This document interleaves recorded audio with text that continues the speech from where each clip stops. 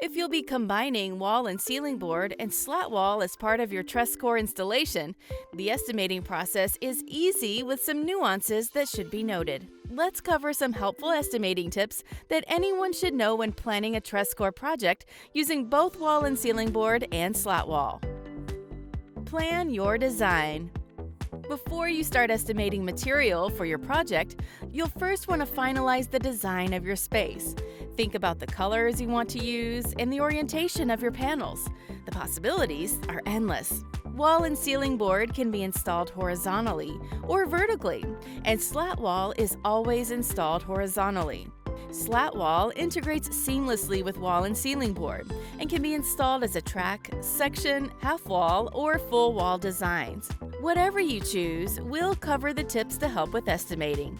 Be sure to finalize your design first so you know what to estimate. Divide into sections. Divide the wall area into sections of slat wall and wall and ceiling board. Starting with slat wall first, and if possible, begin and end your slat wall sections on studs. Estimate wall and ceiling board sections second, and measure sections based on stud locations for your slat wall section. For example, the wall shown here should be 3 sections: one section of wall and ceiling board on top, one section of slat wall in the middle, and one section of wall and ceiling board on the bottom. If you want to use different colors, such as white and gray, it's best to calculate these areas as separate sections also. Think of it like breaking down the wall into smaller shapes. Estimating slat wall. We will cover a couple designs that incorporate slat wall, and knowing how to estimate for these designs will cover off virtually any slat wall project. When installing slat wall right to the top of the wall, it's best to start by measuring down from the ceiling 7.5 inches to ensure you can install your slat wall top cap and a full slat wall panel at the top of the wall. A slat wall panel is 7.25 inches high from top to bottom, and you'll want to add 1/4 of an inch at the top to leave room to install the slat wall top cap.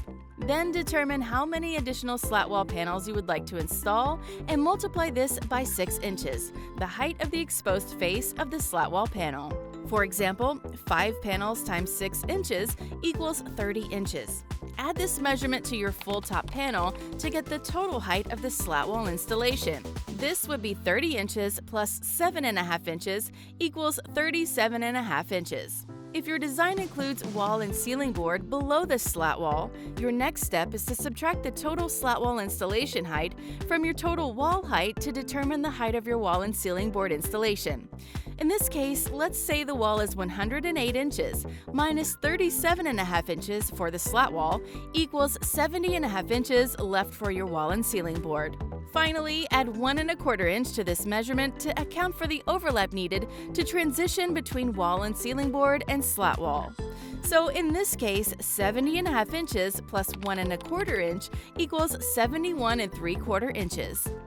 For designs where you'll be transitioning back to wall and ceiling board above slat wall, or when slat wall is installed within wall and ceiling board, also known as picture framed, an H-channel snap-in trim piece is used to transition between panels. Calculate the length of the H-channel snap-in trim required on both sides and top of the slat wall installation. It should be noted that trim is not required on the bottom of slat wall sections when transitioning to wall and ceiling board, as they integrate seamlessly with each other. However, the top and sides of the slat wall sections will require trim.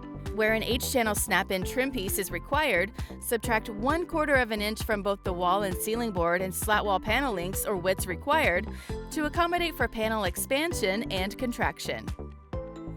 Wall and ceiling board panel orientation. Next, determine the orientation of wall and ceiling board panels. For walls, this can be either vertical or horizontal. As mentioned earlier, slat wall panels can only be installed horizontally. Note that for ceilings, it's recommended to install the panels perpendicular to the joists. Exclude large openings. Any large openings that do not need to be covered, such as garage doors and man doors, should not be measured and therefore excluded from your material estimate. Divide the space around these large openings into sections and measure each one separately. For smaller openings that are less than 6 square feet, we recommend not excluding them from the material estimate. Simply measure the area as if the small opening was not there, and cut the panels to fit around these openings. Determine the number of panels per section. Next, for each section, take the measurement that is perpendicular to the direction you'll be installing your panels and divide it by the width of the panel. Wall and ceiling board panels are 16 inches wide, and slat wall panels are 6 inches high.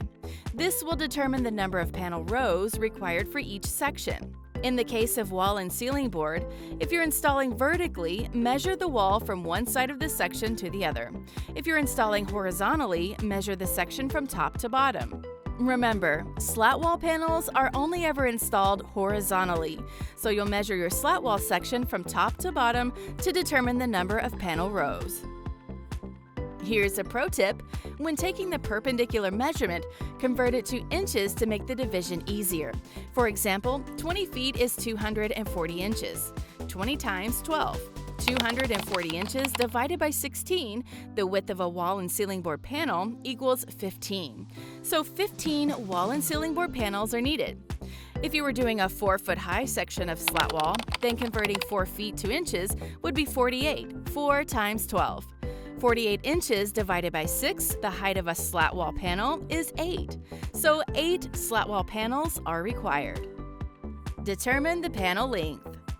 Now, using the measurement that is parallel to the direction you'll be installing your panels, determine the length of the panel required. Wall and ceiling board comes in 8, 10, 12, 14, 16, and 20-foot lengths, and slat wall is only available in 8-foot lengths. Therefore, if your measurement is longer than the maximum length available from Trusscore or at your retailer, you'll need to use an H-channel snap-in trim to transition between panel lengths. Here's another pro tip: always round up to the next board length. For example, if your wall height is 9 feet, use a 10-foot panel. If you require 2 panels to cover the length of your surface, this equates to 2 sections. For example, a 24-foot length would require 2 12-foot wall and ceiling board panels separated by an H-channel snap-in trim. When considering slat wall, you could separate a 20-foot section into 3 sections, which would require 3 8-foot slat wall panels cut to size and separated by 2 H-channel snap-in trim pieces. Remember to also start and end your slat wall sections on studs if possible, and cut the slat wall panels to accommodate for this. Determine the total number of panels. Add together the number of panels per section to calculate the total number of panels required to cover the entire room. It's best to group totals by type, then panel length, and then color to get your final total number of panels. For example, add up all the section totals of slat wall white and gray, and then all the wall and ceiling board 8-foot white panels, and then 8-foot gray panels, and so on, for every wall in the room to get your final total number of each panel type, length, and color. Estimating trim. Now that you know the number of panels required for your project, the last step is to determine which trim you want to use on each side, top, and bottom, the perimeter, of the area you are covering.